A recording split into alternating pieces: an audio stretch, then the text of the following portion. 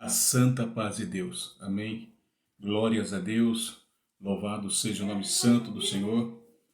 Aqui nesse momento estamos mais uma vez para a misericórdia do Senhor, a qual o Senhor tem vindo ao nosso encontro nessa noite, para mais uma vez nós estarmos aqui unidos, numa só fé, num só Espírito, numa só unidade. Espírito para nós conhecermos, meditarmos a santa palavra do Senhor. Glórias a Deus, são 18 horas e 46 minutos nesse dia de domingo. Amém. Quero agradecer já a todos os ouvintes que têm acompanhado esse canal Tudo Se Fez Novo, os irmãos, as irmãs, aleluia, que tem sempre aí estado conosco, acompanhando, glórias a Deus, meditando aquilo que o Senhor tem falado em nossos corações. Então, mais uma vez, nós damos graças a Deus por nós estarmos aqui. E nesta noite, eu quero já adiantando, esse canal, Tudo Se Fez Novo, nasceu do coração de Deus, para os nossos corações. Amém? Esse é o desejo do coração do Senhor para os nossos corações. E aqui nós estamos apenas nutrindo essa boa obra que o Senhor tem confiado em nossas mãos. Eu sei que todos os irmãos aí, todos os ouvintes têm acompanhado esse canal e têm alegrado muito a nossa alma, porque é para a honra e glória do Senhor Jesus. Amém?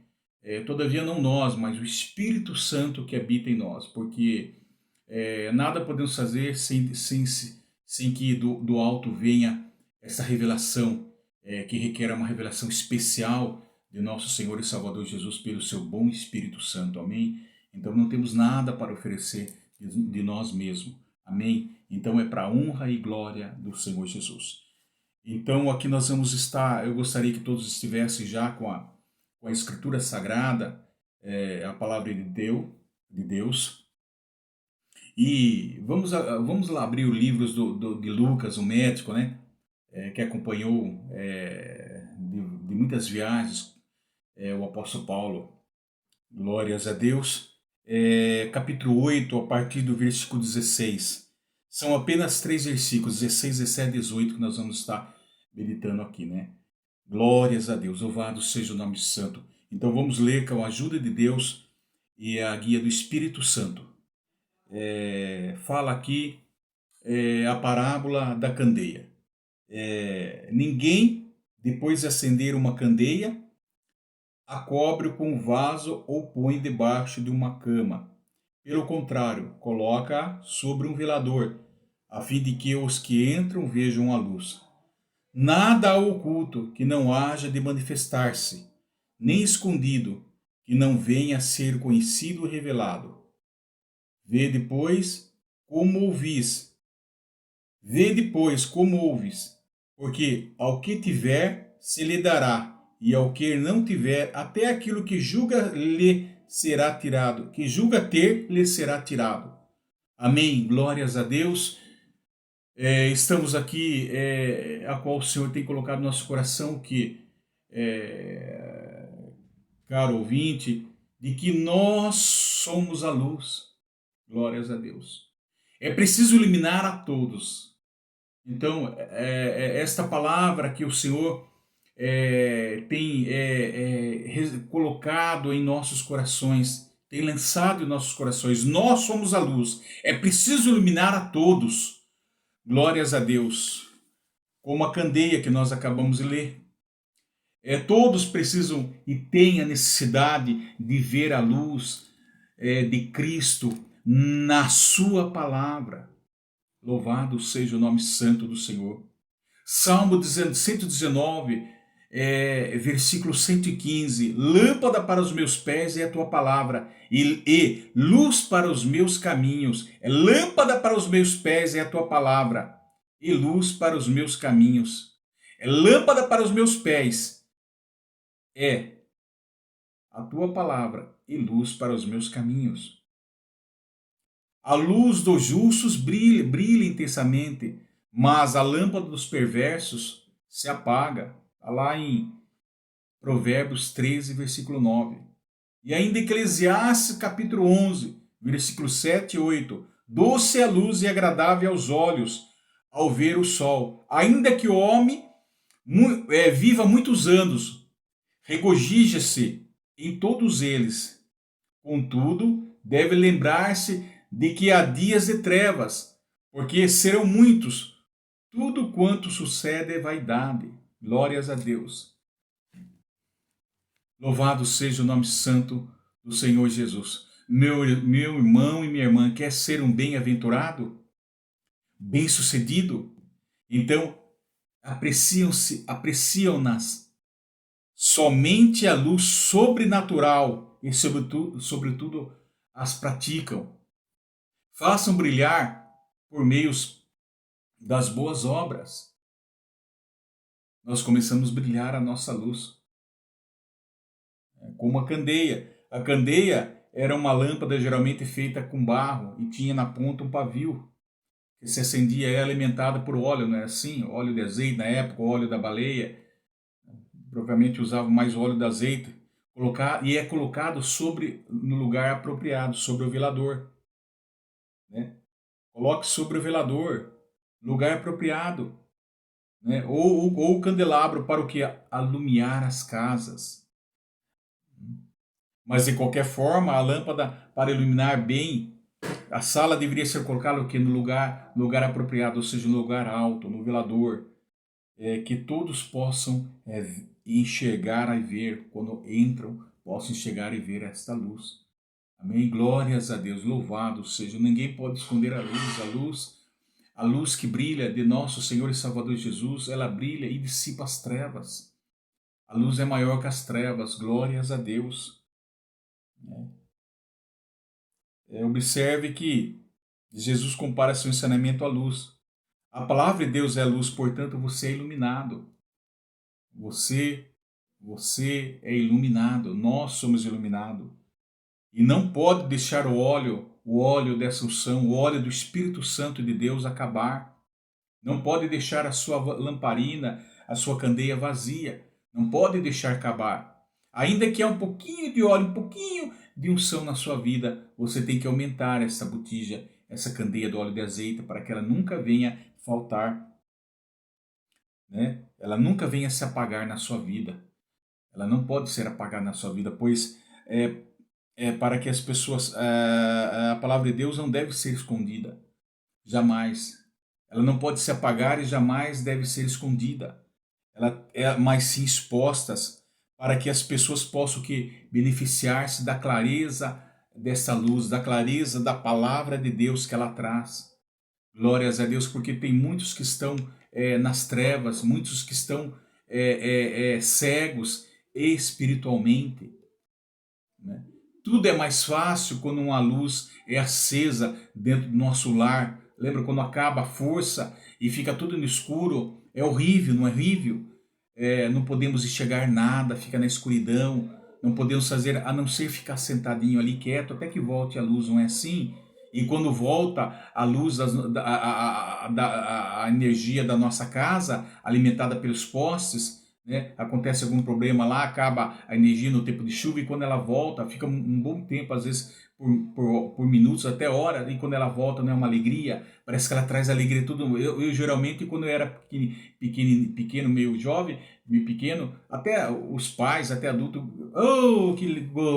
glória, que maravilha. Então era uma alegria quando a luz vem dissipar as trevas, porque tudo fica mais fácil. Não é? Então é assim a luz da palavra nos nossos corações. Ela nos diria, tudo fica mais fácil. E por isso por isso não deve acontecer dessa luz apagar na sua vida. Porque se você deixar essa luz se apagar, você vai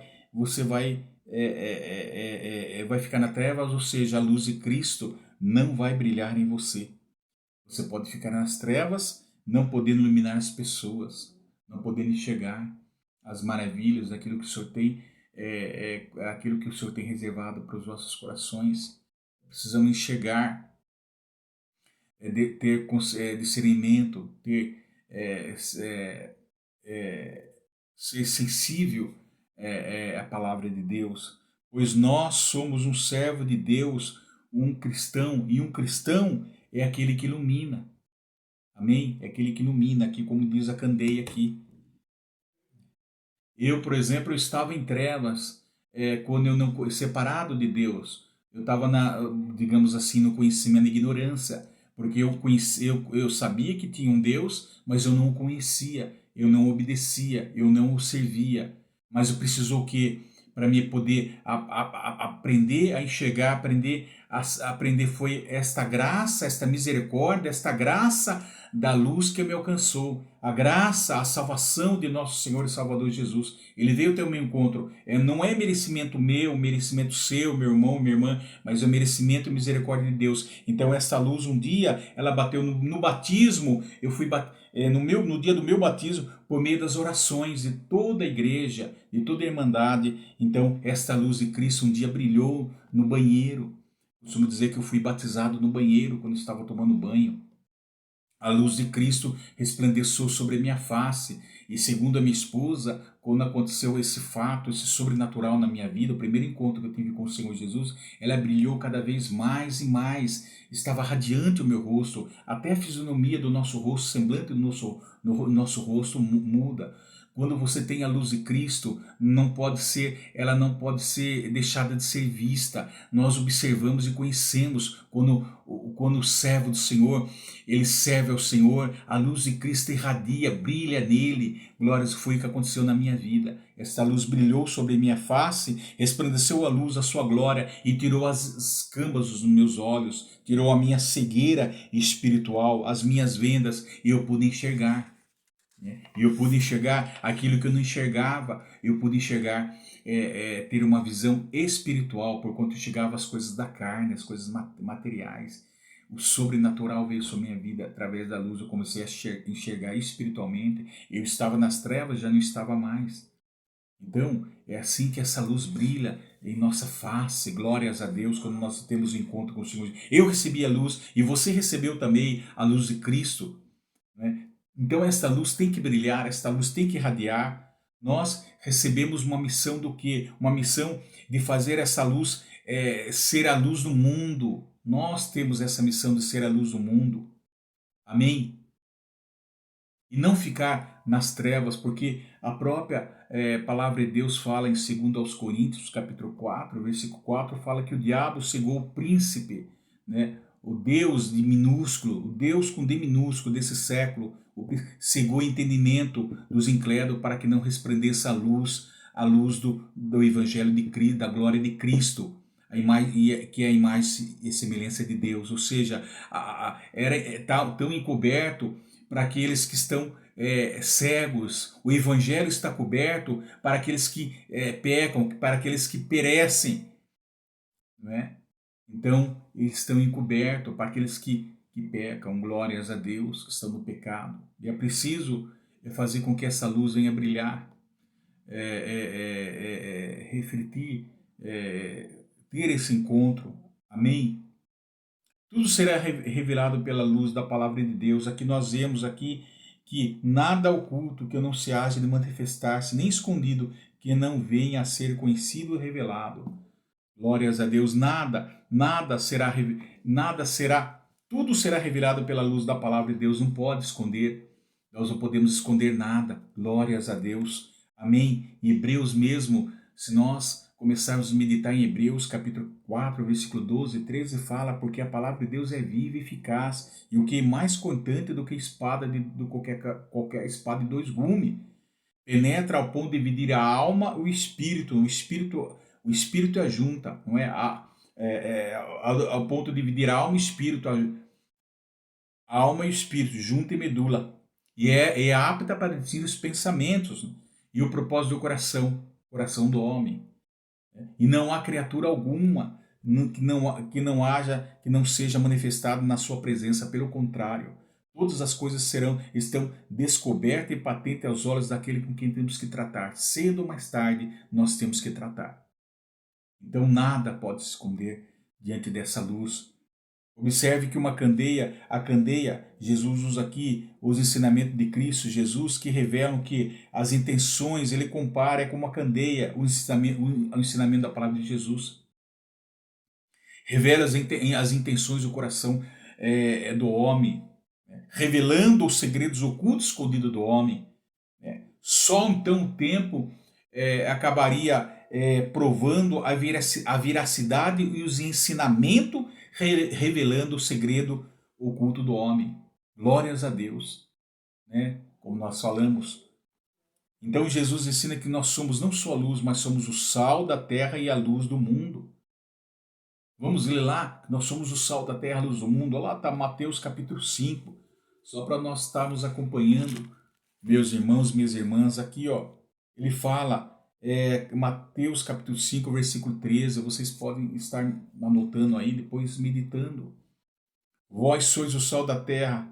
Ora, o sal, se o sal vier a ser insípido, como lhe restaurar o sabor? Para nada mais resta, senão para lançado fora, ser pisado pelos homens. Depois ele fala aqui que nós somos a luz do mundo.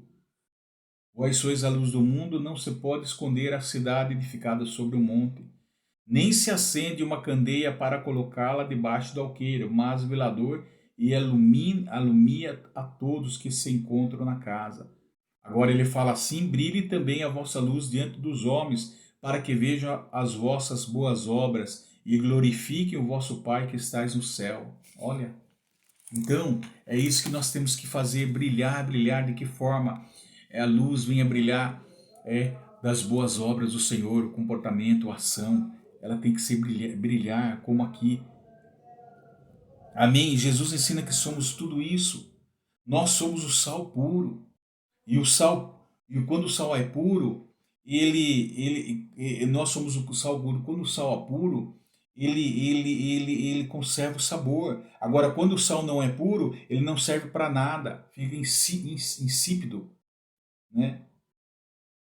Serve para ser jogado fora e pisado. Mas quando o sal é puro, ele conserva o sabor. Glórias a Deus. O sal naquela época é tão importante, meus irmãos e minhas irmãs, se nós pudéssemos entender que as pessoas mais humildes, carentes naquela época na Palestina, elas certamente apanhavam nas margens do Mar Morto o sal, né? Mas ele continha muitas impurezas. Ele tinha muita impureza, como é um sal bruto, estragava facilmente. E as pessoas atiravam então nas ruas, porque eram de costume já eles fazerem isso. E também Israel tinha um tipo de sal que era misturado com outros elementos, então também contaminava, ficava insalubre, estragava e se tornava insalubre. Esse tipo de sal era usado para cobrir as estradas. Então, para nós analisarmos o poder do sal, ele tira o cheiro. O sal é muito importante, tem influência para muitas coisas, né? O sal é um elemento purificador também. O sal não é só para dar sabor nos alimentos, mas também para conservá-lo. Era usado também para curar feridas na medicina e tinha poder curativo. E assim por diante, se nós analisarmos o sal, o poder do sal, o sal está presente na vida humana desde os tempos antigos, né? O sal era um símbolo religioso, para nós termos ideias, religioso, era moeda e fonte de poder, também motivo de conflitos e motivos de conflitos, influiu até no destino das nações, né? Os romanos mesmo, os soldados romanos recebiam parte da sua paga em sal. Daí por isso que daí a palavra salário, ou seja, desempenhou o papel da moeda. Por isso que é sal, salário, se tornou salário. E naquela época não tinha algo para conservar o alimento, né, como nós temos hoje, geladeira, freezer, essas coisas. Pois o sal o sal desidratava a carne, o alimento, o peixe, preservando o alimento de vermes naquelas áreas salgadas. Ele não sentava, preservava. Então, por isso que Jesus chama os discípulos de sal da terra e a luz do mundo. Olha o poder do sal, que tem influência muito importante. Amém? Aí descreve o caráter essencial do cidadão do reino. Ou seja, as metáforas de sal e a luz demonstram a influência benéfica né, dos discípulos e de todas as pessoas à medida que eles penetravam a sociedade, avançando com o reino de Deus. Isso influenciava eles, criava um grande impacto. Assim como o sal preservava, né, como o sal é um agente que preserva, não deixando ser contaminado, de agente estranho quando nós falamos, assim também ele preserva da corrupção do pecado, trazendo para o lado espiritual, né? Também, e a luz também de Cristo, que salva os homens da corrupção moral, iluminando com a luz do Evangelho a consciência, a má consciência do homem. Então, olha que influência grande o sal, e nós somos o sal da terra e a luz, glórias no mundo. Amém? Por isso que Jesus usava, louvado seja o nome santo do Senhor Jesus. Então, jamais. E nós que somos o sal da luz, não podemos ser misturado, o sal e a luz não podemos ser misturados com o pecado, assim como a luz não mistura com as trevas, elas não se misturam com as trevas. É luz, trevas, assim é o sal também, ele não pode ser misturado, senão ele perde o sabor, né? Não dá mais tempero, ou seja, ele fica sem sabor, insípido, não é? Como nós lemos aqui, ninguém fica insípido como nós lemos em Mateus capítulo 5, ele estraga. Então nós temos que ser moderados na medida certa, nós temos que dar o tempero, temos que dar o toque de tempero na medida certa com a palavra de Deus. E se colocar muito sal pode estragar, pode afetar o ambiente para sempre, né? Da mesma forma, a luz deve ser usada corretamente para glorificar o Pai ao máximo. Louvado seja o nome santo do Senhor. Então Jesus ensina que somos o sal da terra e a luz do mundo, portanto temos que ser puro. Assim, esta pureza desta luz, como esse sal, louvado seja o nome santo do Senhor. Irmão, irmã, por que nós estamos falando isso? Porque o mundo precisa de luz, porque o mundo há muitas trevas, jaz o maligno. Essa luz de Jesus, ela tem que dissipar nas trevas, ela dissipa as trevas, ela brilha e dissipa as trevas, né? No mundo jaz o maligno, o pecado está presente, batendo nas nossas portas. Glória, há muito ódio, há muitas brigas, muitas rivalidades, muitas competições, né? Um querendo passar por cima do outro, concorrer com o outro, em todas as áreas, profissional, em todo sentido, há muitas guerras, há muito desamor, né, por causa dessas trevas. Pois no mundo há muitas coisas más.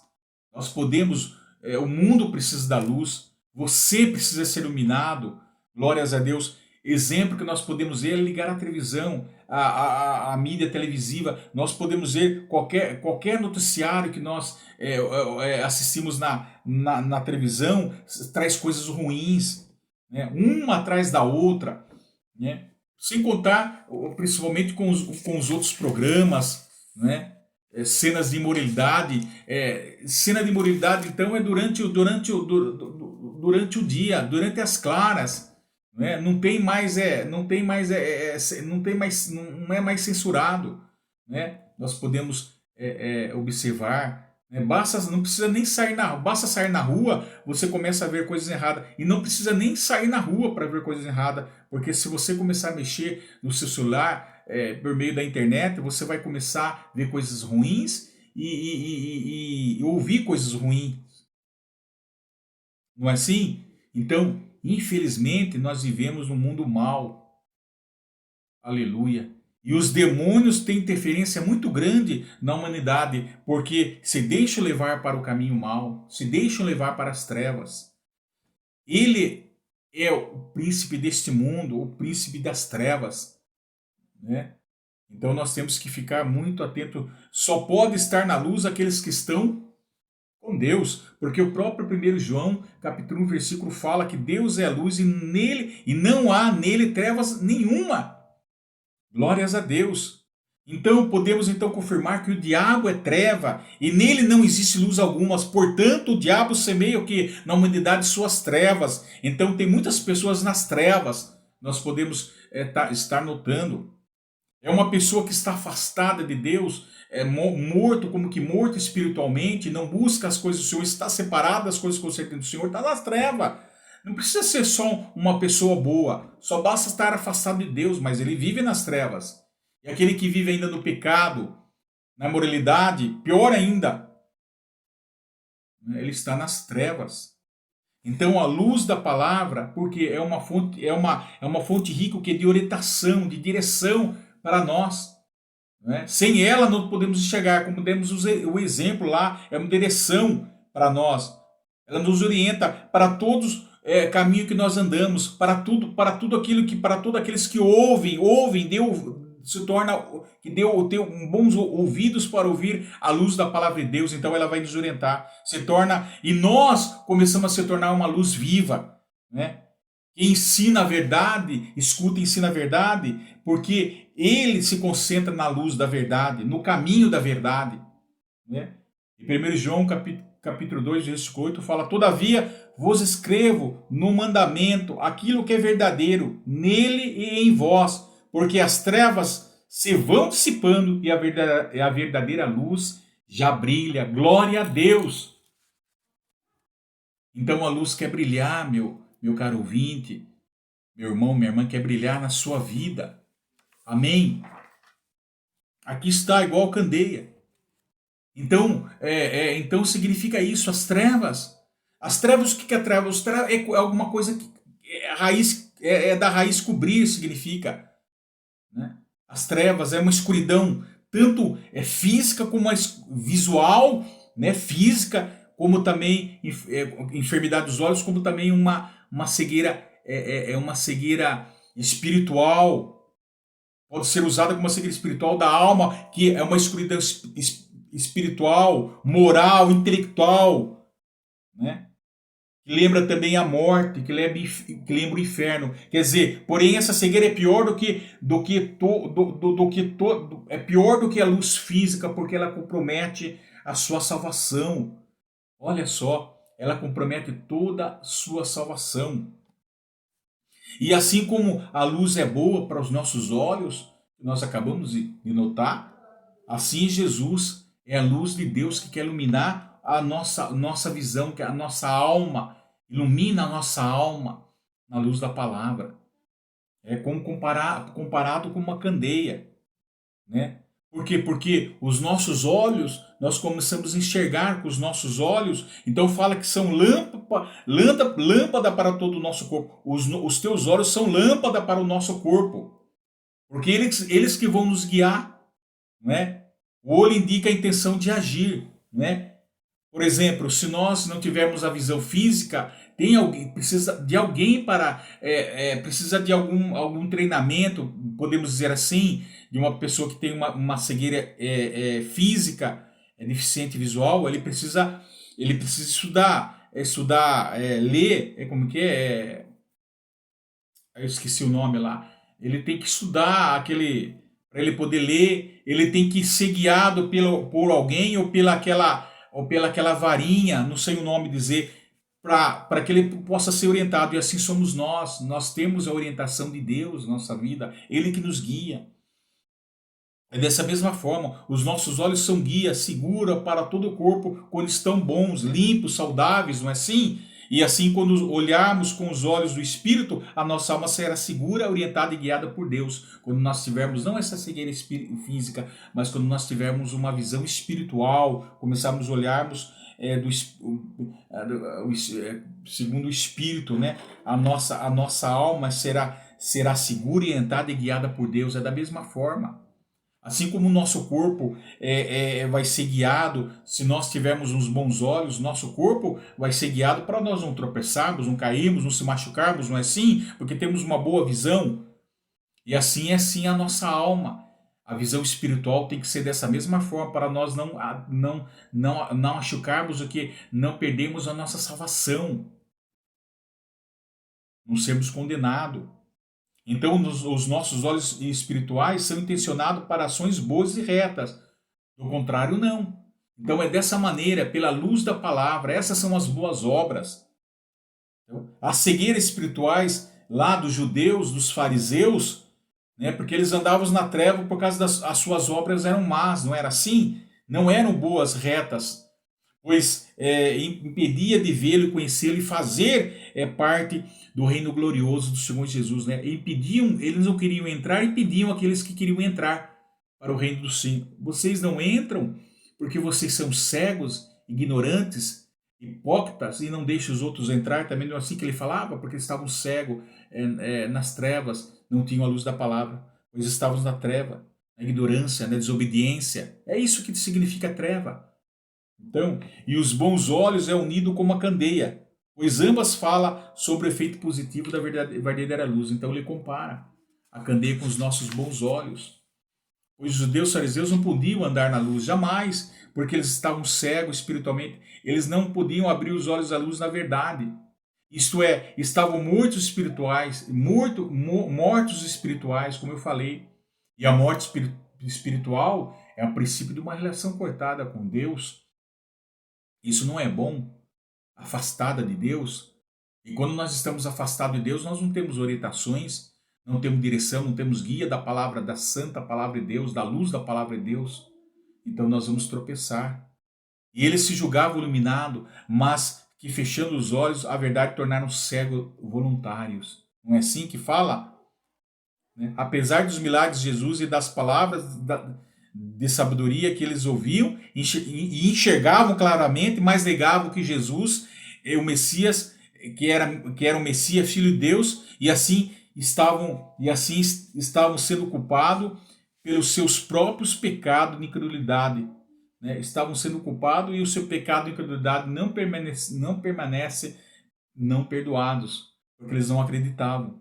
Amém? Se nós olharmos em Romanos, nós podemos ver aqui em Romanos que ele fala, ele cegou o entendimento dos incrédulos. Vamos lá ver em Romanos, aqui fala. Glórias a Deus, nós podemos ver que ele cegou aqui, ó. Aqui ele fala que, ó, porquanto tendo conhecido a Deus, não o glorificaram como Deus, nem lhe deram graças. Romanos capítulo 1, versículo 21. Não deram graças, mas antes se tornaram nulo em seus próprios raciocínios, obscurecendo-se-lhes o coração insensato. Olha aqui. Quer dizer, os seus corações ficaram endurecidos. Quer dizer, ficaram nas trevas, entendimento tenebrecido, vendo pecado e mentira nas trevas. Falta de sensibilidade, coração endurecido. Estavam cegos, seus raciocínios estavam sem visões. Tendo conhecido a Deus, se afastaram de Deus. Começaram a se afastar de Deus, nós lemos, e antes é o quê? Se nós lemos lá, antes se afastaram-se de Deus e começaram o quê? Vamos lá ler outra vez. Se afastaram-se de Deus, incluindo por sábios, tornaram-se loucos e mudaram a glória de Deus incorruptível em semelhança de imagem de homem corruptível, bem como aves, quadrúpedes e répteis. Entendeu? Eles se afastaram de Deus, louvado seja o nome santo. É isso que as trevas nos faz, irmão. Nos afastar, faz nos afastar um dos outros. Amém? E crer somente em Jesus, que é a luz verdadeira, significa ver espiritualmente, ao passo que aqueles que não creram continuam cegos e nas trevas, sem entendimento ainda continua na ignorância, no pecado, na escuridão. Amém? E a luz, pode ver que a luz é maior que as trevas. Nós estamos falando sobre a candeia aqui. Nada pode ser oculto. A luz é dia. Deus criou os céus e a terra. Diz que no início, em Gênesis, no livro de princípio, diz que o céu era sem forma e vazia. E havia um abismo. Era sem forma e havia um abismo sobre... E havia uma escuridão sobre o abismo. Mas o Espírito de Deus pairava sobre as águas. Não havia? Era trevas. O nosso mundo em que vivemos, a nossa vida, ele é sem forma, ela é vazia, da mesma forma, desequilibrada, sem ordem, sem harmonia. Quando nós estamos sem beleza, é uma vida caótica, bagunçada por causa das trevas, por causa do quê? Do pecado. A treva é pecado, lembra que nós lemos no início? É morte, é pecado, ignorância. Não só a física, mas a espiritual pode-se usar trevas. Não só para a física, mas a espiritual. Então, não estarmos sendo regidos e conduzidos pelas leis de Deus, isto é, a palavra de Deus que é a luz da vida. Nós não estamos sendo direcionados por ela. Então, assim é a nossa vida. Dessa mesma maneira que nós podemos comparar o mundo. E a primeira coisa que Deus criou foi a luz, não foi? Haja luz, ele fez separação da luz e as trevas. Olha que maravilhoso. Agora, esse desequilíbrio, essa desordem, reflete não só na vida do homem, mas em toda a sua criação, toda a sua natureza, por causa do pecado, ou seja, por causa da desobediência. Interferiu em tudo. Glórias a Deus, né? Nós acabamos de ver lá Romanos capítulo 8. Nós acabamos de ver aqui, olha aqui, Romanos capítulo 8. Se nós começarmos a ler, Nós vemos aqui Romanos capítulo 8 fala...